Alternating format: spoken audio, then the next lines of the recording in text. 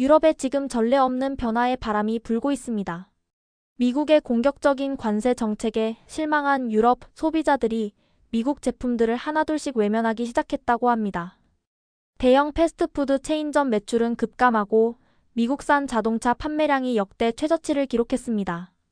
이런 혼란 속에서 놀랍게도 새롭게 주목받는 나라가 등장했는데요. 바로 우리나라 대한민국입니다. 그 중심에는 파리의 작은 가게에서 시작해 유럽 전역에 한국 문화의 가치를 전파한 특별한 인물이 있었습니다. 오늘은 그의 놀라운 성공 스토리를 여러분께 소개해드립니다. 영상 시작하기 전 잠시만 시간 내어 좋아요와 구독 버튼 눌러주시면 더 다양한 콘텐츠로 찾아뵐 수 있는 큰 힘이 됩니다. 여러분의 한 번의 클릭이 저에게는 정말 큰 응원이 된답니다. 저는 파리의 작은 카페 테이블에 앉아 지나가는 사람들을 바라보았어요. 제 이름은 김태민입니다. 밤 공기가 제 얼굴에 차갑게 느껴졌고 멀리서 별처럼 반짝이는 도시의 불빛을 볼 수 있었어요. 불과 몇 달 전만 해도 저는 한국의 큰 전자회사에서 일했었어요. 제 일은 한국 제품을 전 세계에 판매하는 것을 돕는 것이었죠. 하지만 제 안에서 무언가가 변했었습니다. 내가 왜 여기 있지? 저는 핫초코를 홀짝이며 궁금해했어요. 달콤한 향기가 김과 함께 올라왔지만 저는 거의 알아차리지 못했어요. 제 주변 모든 곳에서 사람들은 미국 제품 불매운동에 대해 이야기하고 있었어요. 상점 창문에서 저는 미국 제품도 라고 쓰인 표지판을 보았어요. 일부 사람들은 심지어 미국 패스트푸드 레스토랑 간판에 빨간 페인트를 뿌리기도 했었습니다. 저는 제 옛 직장에 대해 생각했어요. 저는 더 많은 제품을 판매하기 위한 계획을 세우곤 했었죠. 이것을 사세요. 더 새로워요. 더 빨라요. 저희 광고는 항상 그렇게 말했었어요. 하지만 물건을 파는데 그게 전부였을까요? 만약에 저는 갑자기 생각했어요. 제품뿐만 아니라 더 많은 것을 공유할 수 있다면 어떨까? 한국의 이야기를 공유할 수 있다면 어떨까? 제 심장이 더 빠르게 뛰기 시작했어요. 저는 항상 제 나라를 자랑스러워했어요. 그 역사, 문화, 그리고 놀라운 발전을 말이죠. 한국은 불과 몇십 년 만에 가장 가난한 나라 중 하나에서 가장 선진화된 나라 중 하나가 되었어요. 그런데도 유럽의 많은 사람들은 여전히 우리에 대해 너무 적게 알고 있었습니다. 그들은 한국이 그저 스마트폰과 자동차일 뿐이라고 생각해요. 저는 혼잣말을 했어요. 하지만 우리는 그것보다 훨씬 더 많은 것을 가지고 있어요. 다음 날 아침, 저는 노란색 셔틀버스를 타고 파리의 전통시장으로 갔어요. 제 주변 모든 곳에서 가게 주인들은 다채로운 과일, 냄새나는 치즈, 그리고 제 배를 꼬르륵거리게 만드는 신선한 빵으로 가판대를 차리고 있었습니다. 무언가가 제 눈에 띄었어요. 지역 제품만. 그리고 당신의 음식이 어디서 왔는지 알아보세요 라고 쓰인 작은 표지판들이었죠. 실례합니다. 저는 빨간 사과를 깔끔한 줄로 정렬하고 있던 중년 여성에게 물었어요. 이게 다 무엇에 관한 건가요? 그녀는 미소 지었고 그녀의 눈은 구석에서 주름졌어요. 간단해요, 젊은이. 요즘에는 우리가 단순히 물건을 사지 않아요. 우리는 그것들이 어디서 왔고 누가 만들었는지 신경 써요. 모든 빵 한 조각, 모든 사과 그것은 우리가 믿는 것에 대한 이야기를 전해요. 그녀의 말은 저에게 번개처럼 충격을 주었어요. 오싹한 기분이 제 등을 타고 내려갔어요. 모든 제품은 이야기를 전하는군요. 저는 부드럽게 반복했어요. 그렇게 한 계획이 제 마음속에 형성되기 시작했어요. 만약 제품이 이야기를 전할 수 있다면 저는 한국 제품이 가장 아름다운 이야기를 전하도록 할 것이었습니다. 시장 방문 일주일 후 저는 파리 시내의 작은 가게를 임대했어요. 전혀 화려하지 않았어요. 그저 나무 책상, 의자, 그리고 작은 책장만 있었죠. 하지만 저에게는 뭔가 놀라운 것의 시작처럼 느껴졌었어요. 제 책상 위에는 두 가지 특별한 물건을 놓았었어요. 작은 태극기와 전통 한국 문양이 있는 표지의 노트북이었죠.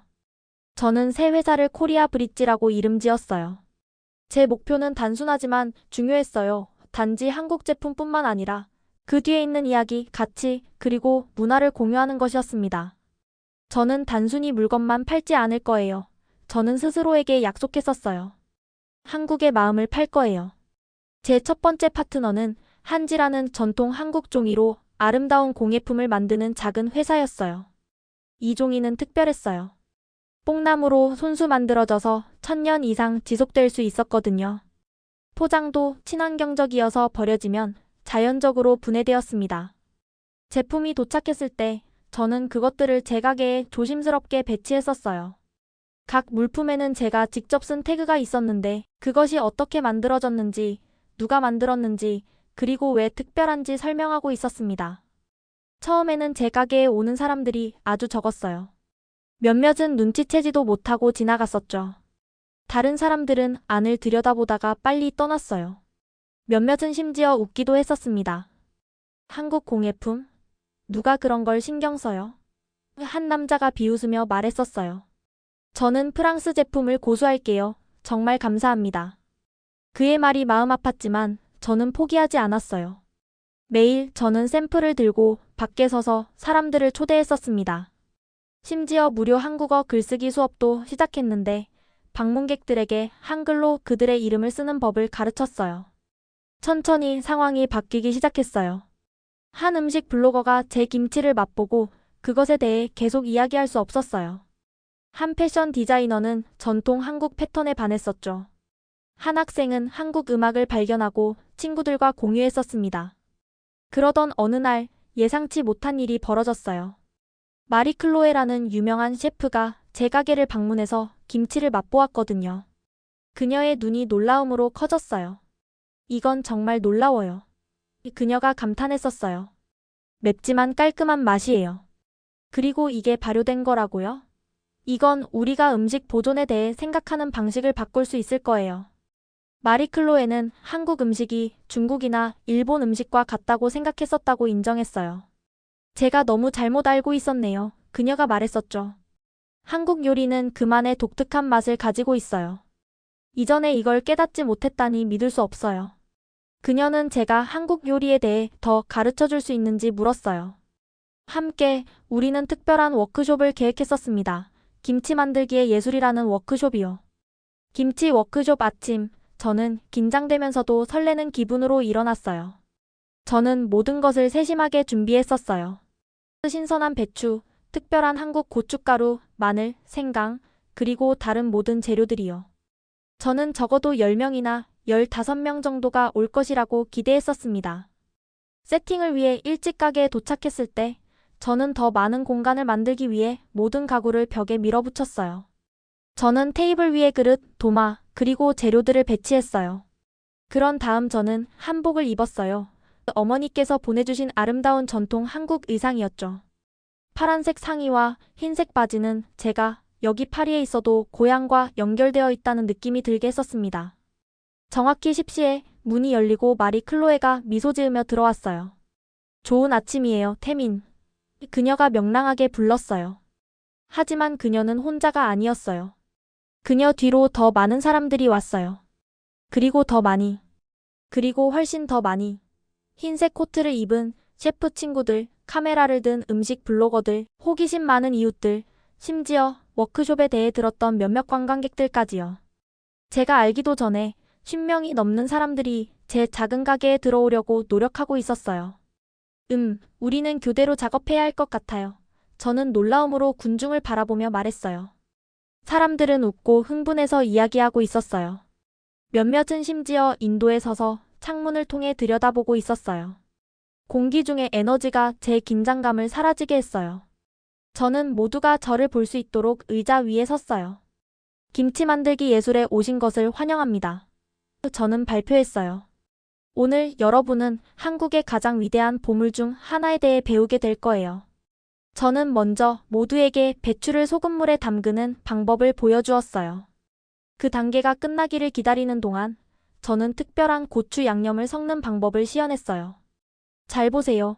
저는 생강, 마늘, 파, 그리고 발효된 젓갈을 밝은 빨간색 고춧가루와 섞으며 말했어요. 비밀은 양념에 있어요. 모든 한국 가정은 대대로 부모에서 자녀로 전해 내려오는 자신만의 특별한 레시피를 가지고 있어요. 사람들이 빨간 양념을 배추 잎에 마사지하기 시작하면서 저는 주위를 돌아다니며 그들을 도왔어요. 그들의 손은 고추로 인해 빨갛게 변했지만 아무도 불평하지 않았어요. 그들은 질문하는데 너무 바빴거든요.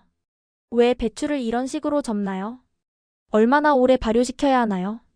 제 것에 마늘을 더 넣어도 될까요? 우리가 작업하는 동안 저는 김치가 한국인들에게 단순한 음식 이상이라고 설명했어요. 옛날에는 저는 그들에게 말했어요. 한국인들은 냉장고가 없었어요. 그들은 길고 추운 겨울 내내 채소를 신선하게 유지할 방법이 필요했죠. 김치는 그들의 훌륭한 해결책이었어요. 맛있고 영양가 있고 몇 달 동안 지속되었거든요. 저는 가족들이 늦가을에 김장, 전통적인 김치 만들기 날에 어떻게 모였는지 설명했어요. 이웃들은 서로 도와가며 겨울 내내 지속될 충분한 김치를 준비했어요. 저는 설명했어요. 때로는 하루에 수백 포기의 배추를 담그기도 했었습니다. 그것은 단순히 음식에 관한 것이 아니었어요. 공동체와 서로 돕는 것에 관한 것이었어요. 은빛 머리카락을 가진 노인 프랑스 여성이 구석에 조용히 서서 모든 말을 듣고 있었어요. 저는 그녀가 제가 보여준 대로 배추 잎을 조심스럽게 접으면서 눈물을 흘리는 것을 알아챘습니다. 워크숍이 끝나고 모두가 집에 가져갈 값 만든 김치를 용기에 담았을 때 그녀는 천천히 저에게 다가왔어요. 젊은이 그녀는 부드럽게 말했어요. 주름진 손을 제 팔에 얹으며 이건 단순한 음식이 아니에요. 이건 예술이에요. 이건 세대를 통해 전해져 내려온 수세기의 지혜와 사랑이에요. 그녀의 말은 저에게 깊이 와닿았어요. 저는 목에 덩어리가 생기는 것을 느꼈고 고마움의 표시로 고개를 끄덕일 수밖에 없었습니다. 그날 밤 가게를 청소한 후 저는 책상에 앉아 제 일기장에 썼어요. 오늘 사람들은 단순히 김치에 대해 배운 것이 아니었어요. 그들은 한국의 혼에 대해 배웠습니다. 다음 날 아침 저는 여전히 워크숍으로 인해 피곤했지만 가게 문을 열었어요. 하지만 놀랍게도 이미 밖에서 기다리고 있는 사람들이 있었어요. 그들은 참석했던 친구들로부터 김치 수업에 대해 들었던 거예요. 다음 워크숍은 언제인가요? 그들은 열성적으로 물었어요. 소문은 제가 상상할 수 있었던 것보다 더 빨리 퍼졌어요.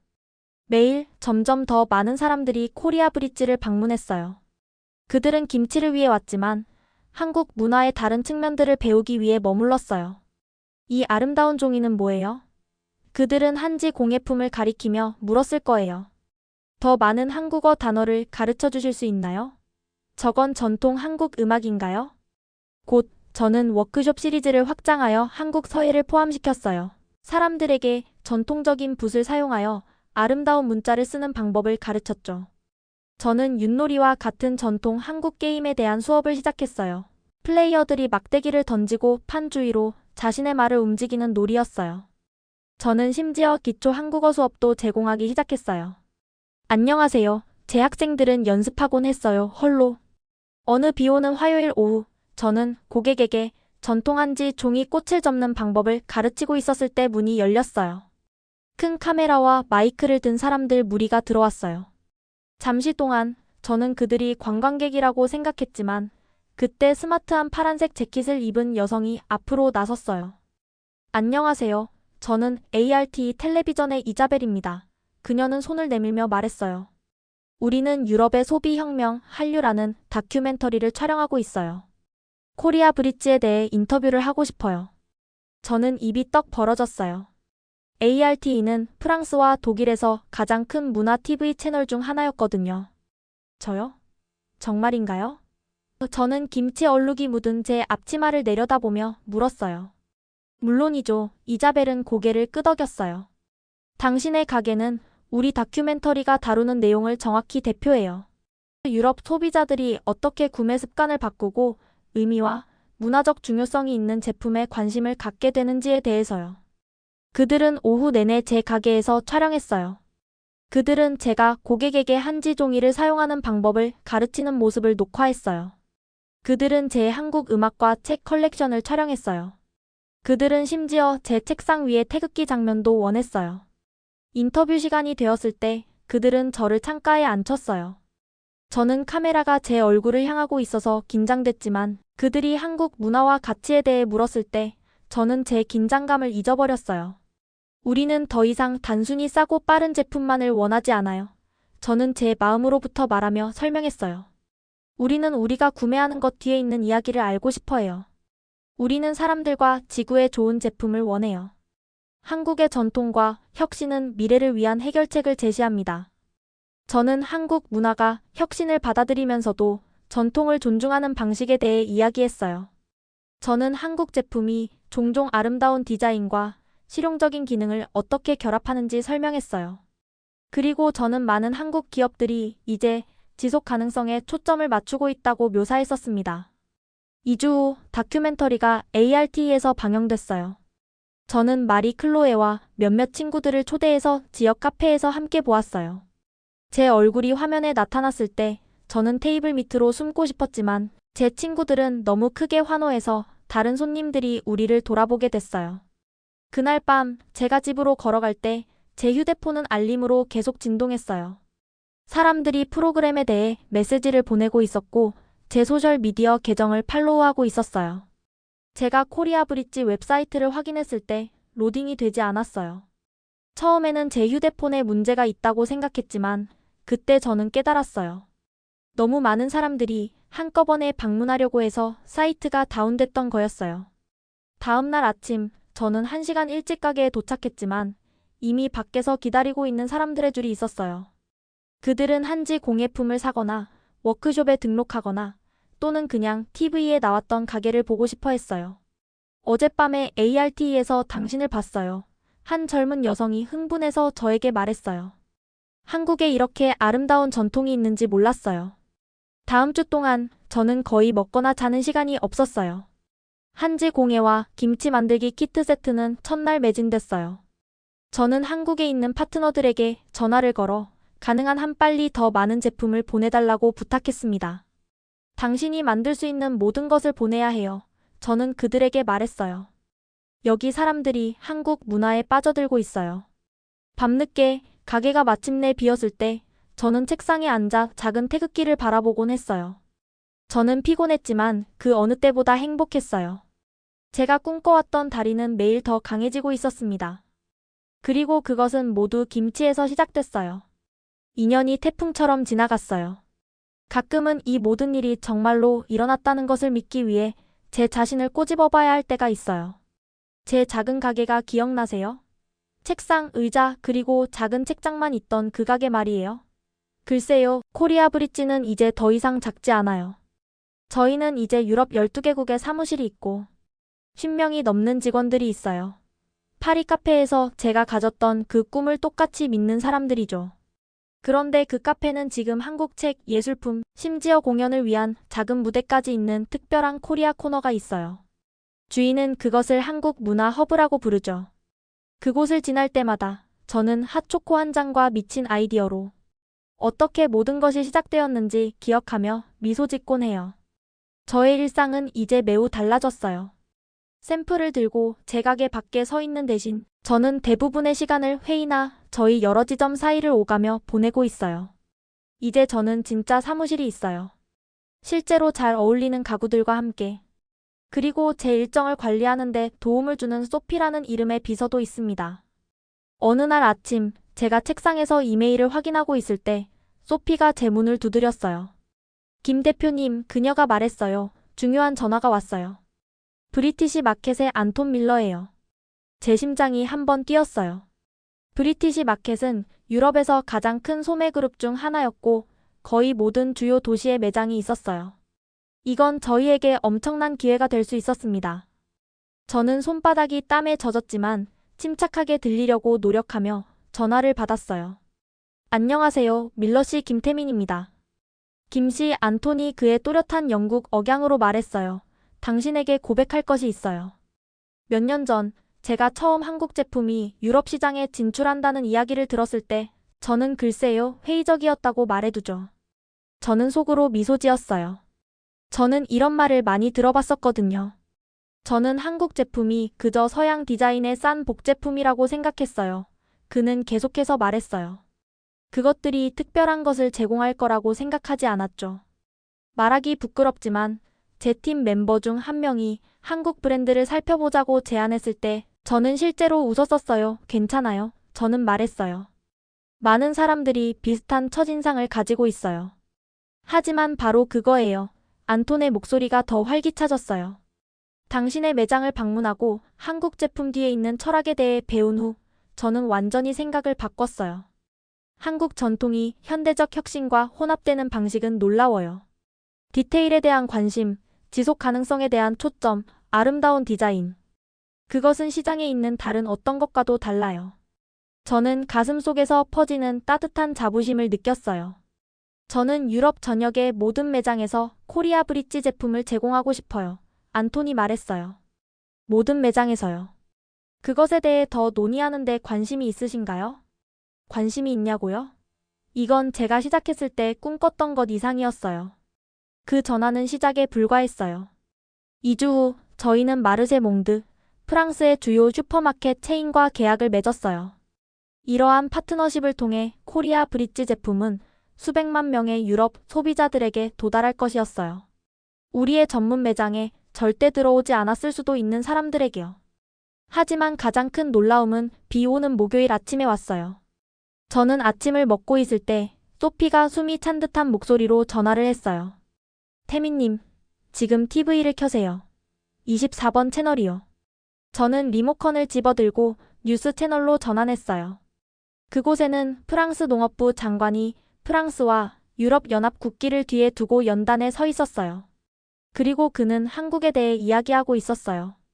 따라서 우리는 유럽 농업을 개선하기 위해 한국의 스마트 농업 기술을 채택하는 새로운 이니셔티브를 발표하고 있습니다. 장관이 말하고 있었어요. 한국에서 개발된 혁신적인 접근 방식은 지속 가능하고 생산성이 높다는 것이 입증되었습니다. 이러한 방법들이 유럽 농부들이 기후 변화의 도전에 직면하는 데 도움이 될 것이라고 믿습니다. 저는 커피를 마시다 거의 목이 막힐 뻔했어요. 장관은 현대 기술과 결합된 전통적인 한국 농업 지혜에 대해 이야기하고 있었어요. 제가 코리아 브릿지를 통해 홍보해온 정확히 그것이었습니다. 일주일 후 저는 농업부에서 열리는 기자회견에 공식 초대를 받았어요. 도착했을 때 그들이 저를 장관 옆 무대에 앉히고 싶어 한다는 것을 알게 되어 충격을 받았어요. 카메라 플래시가 터지고 기자들이 메모를 적는 동안 장관은 저를 향해 미소 지었어요. 한국의 전통과 기술의 융합은 우리 대륙의 농업 미래에 영감을 주었습니다. 그는 가득 찬 방을 향해 선언했어요. 코리아 브릿지 프로젝트는 우리에게 단순한 제품이 아니라 새로운 비전을 제공했습니다. 저는 눈에 눈물이 고이는 것을 느꼈어요. 어린 시절부터 저는 한국 기업과 문화에 대한 깊은 자부심을 갖고 있었어요. 제 할아버지는 전쟁 후 한국이 어떻게 재건되었는지, 모두가 얼마나 열심히 일해서 우리나라를 세계에서 가장 가난한 나라 중 하나에서 가장 혁신적인 나라 중 하나로 변화시켰는지에 대한 이야기를 해주셨었어요. 이제 저는 유럽 국가들의 정책을 형성하는 데 도움을 주고 있었어요. 3년이 끝날 무렵 코리아 브릿지는 회사 이상의 것이 되었어요. 그것은 문화적 현상이었죠. 저는 대학, 비즈니스 컨퍼런스, 문화행사에서 강연을 해달라는 초청을 받았어요. 유럽 전역의 젊은 기업가들이 의미 있는 사업을 구축하는 방법에 대한 조언을 구하러 저에게 왔습니다. 당신의 비결이 뭐예요? 그들이 물었어요. 비결은 없어요. 저는 그들에게 말했어요. 단지 당신이 판매하는 것을 중요한 것과 연결하면 됩니다. 가치, 전통, 우리가 함께 구축하고 싶은 미래와 말이죠. 르몽드, 주요 프랑스 신문과의 인터뷰에서 기자는 제가 왜 파리를 코리아 브릿지의 시작점으로 선택했는지 물었어요. 저는 한국의 진정성과 혁신을 세계와 공유하고 싶어서 파리를 시작점으로 선택했어요. 저는 설명했어요. 작은 선택들이 모여 큰 변화를 만들어요. 그리고 이 변화의 중심에는 항상 한국이 있습니다. 미래를 끊임없이 바라보면서도 결코 자신의 뿌리를 잊지 않은 나라죠. 다음 날 신문 헤드라인은 한국 소비 혁명의 새로운 아이콘이라고 실렸어요. 같은 주에 벨기에, 네덜란드, 독일에서 파트너십 요청이 쏟아졌어요. 한때 제 이메일을 무시했던 회사들이 이제는 저희와 함께 일하고 싶어서 안달이었습니다. 어느 저녁 저는 저희 본사 창문에서 밖을 바라보며 가슴이 자부심으로 부풀어 오르는 것을 느꼈어요. 한국의 전통, 기술, 그리고 진심이 여기에 새로운 역사를 쓰고 있어요. 저는 속으로 생각했어요. 하지만 저는 제 여정이 아직 끝나지 않았다는 것을 알고 있었어요. 매일 저는 컴퓨터 앞에 앉아 새로운 프로젝트를 계획했습니다. 글로벌 트렌드를 넘어 저는 한국 가치를 공유함으로써 인간, 자연, 그리고 미래를 연결하는 다리를 구축하고 있었어요. 지난달 저는 리옹에 있는 초등학교를 방문했는데 아이들이 배운 한국 민요를 부르며 저를 맞이했어요. 그들의 발음은 완벽하지 않았지만 그들의 열정은 훌륭했습니다. 베를린에서는 10대 그룹이 저에게 그들의 한국 서예 연습을 보여주었어요. 암스테르담에서는 모든 요리가 전통 한국 레시피인 저녁 파티에 참석했어요. 이러한 순간들은 저에게 모든 비즈니스 성공보다 더 의미가 있어요. 파리 카페에서 한 남자의 꿈으로 시작된 것이 전체 대륙이 한국을 바라보는 방식을 바꾼 운동으로 꽃피웠어요. 그리고 그것은 세상의 모든 성공과 돈보다 더 가치가 있었습니다. 가끔 일이 바쁠 때 저는 사과를 팔던 프랑스 여성이 저에게 처음으로 모든 제품은 이야기를 전해요라고 말했던 그 시장으로 돌아가요. 사과 하나를 사서 벤치에 앉아 제가 왜 이 여정을 시작했는지 스스로에게 상기시켜줘요. 이제 수백만 명의 사람들이 한국의 이야기를 듣고 있어요. 그리고 저는 이제 막 시작했을 뿐입니다. 다음 주에 저는 뉴욕으로 날아가요. 미국은 새로운 도전, 새로운 다리를 구축해야 할 곳이에요. 하지만 저는 더 이상 두렵지 않아요. 저는 이야기의 힘을 알고 있어요. 저는 제 유산의 힘을 알고 있어요. 그리고 저는 뉴욕 어딘가에 이 이야기의 새로운 장이 시작되기를 기다리는 카페가 있다는 것을 알고 있어요. 오늘의 사연은 여기까지입니다. 앞으로도 계속해서 감동적인 이야기로 찾아올게요. 구독과 좋아요, 알림 설정 꼭 부탁드립니다. 다음 이야기도 많이 기대해주세요. 오늘도 시청해주셔서 감사합니다.